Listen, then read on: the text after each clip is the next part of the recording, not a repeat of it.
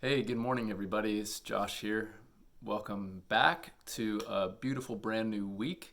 It is Monday morning, and we are in our 22nd morning meditation. So, one a day, Monday through Friday, for the last 3 weeks. We're beginning our fourth week of meditations, which is crazy. It seems like it's going by pretty fast, for me anyway. And hopefully, we're one step closer to getting back to normal. But I guess we'll see what happens. Okay, today we're continuing our study of the parables, and we're still in Matthew. We're going to be in Matthew chapter 5, verse 13, where Jesus is talking about salt and light. We're going to focus on the salt piece today, and then next time, tomorrow, we'll talk about what he means by light. Okay, so 5:13 in Matthew says, "You are the salt of the earth. But if the salt loses its saltiness, how can it be made salty again? It is no longer good for anything except to be thrown out and trampled underfoot."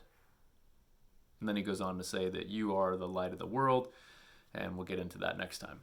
So, can salt lose its saltiness? Well, what is salt? Salt comes from the earth. Jesus says very clearly right here, you are the salt of the earth. So we come from the earth, if you believe in the literal account of the creation story, where God formed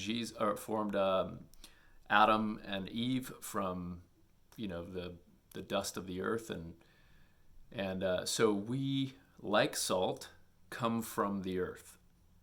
Salt is a preservative. So if you remember back before refrigerators, salting meat to preserve it and hanging it in places that were, like cellars and things like that to keep meat for a long period of time. Salting fish, leaving it out to dry in the sun. Salt is a preservative, so it preserves things that you need. It's also a flavor enhancer.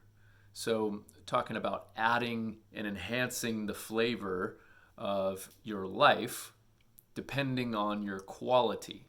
Now, there's a quality element here because Jesus is saying, can the salt lose its saltiness? Like, what purpose does it have if you lose your saltiness, if salt loses its saltiness? Now, can salt lose its saltiness? Yeah, it can actually. But the way that it loses its saltiness is by dilution, by water. If you put salt in water and you stir it around, it actually dilutes the salt, making it less stable. And if you were to pour that salt water out on the ground and let the sun dry it up, you'd have kind of this white, powdery substance that is not the same kind of compound. It's not flavorful, and it doesn't do the same preserving work.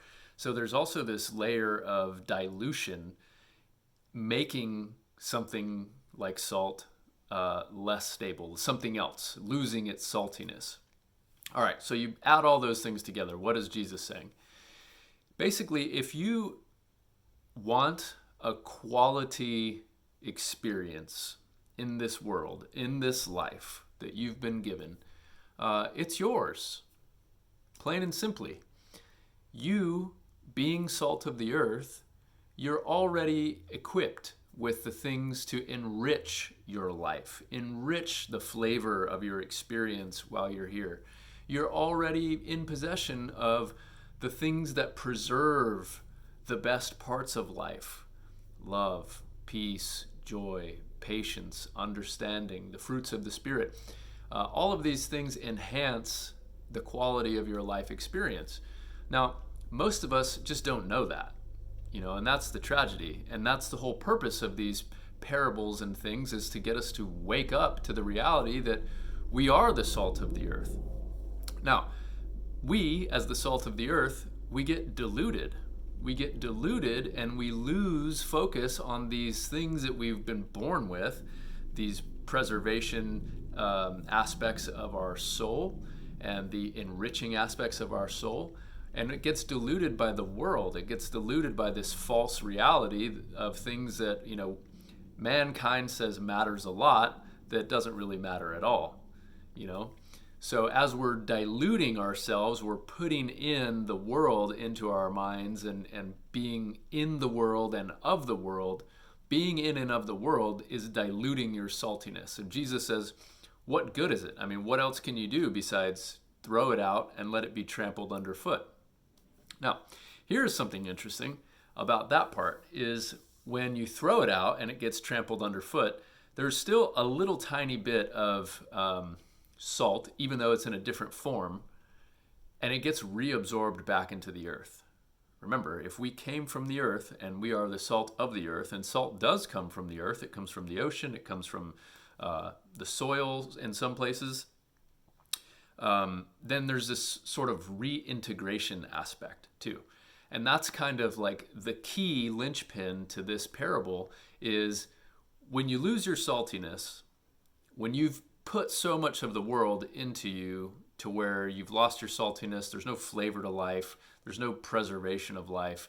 The way to become salty again is to return to the original birthplace of where you came from. And that's God, right? God created everything. He created all things. He created us. He created the earth. He created everything.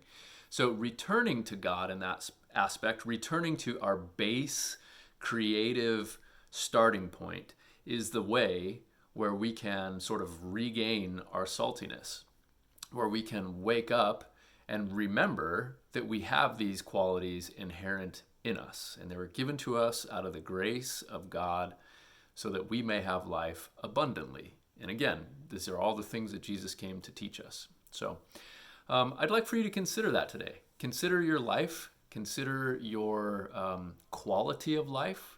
What is the flavor of your life? What has it been and what is it lately? Are you happy with what it is?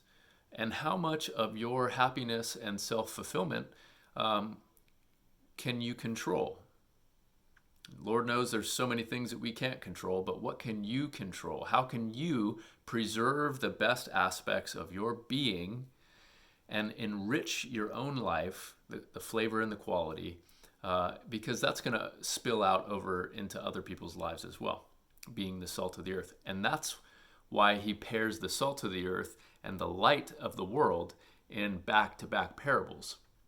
Because when you overflow with the saltiness, you begin to shine the light into other people's lives. And we're going to get into that tomorrow. So I love you guys. I hope you have a great day. I hope you enjoyed the service yesterday.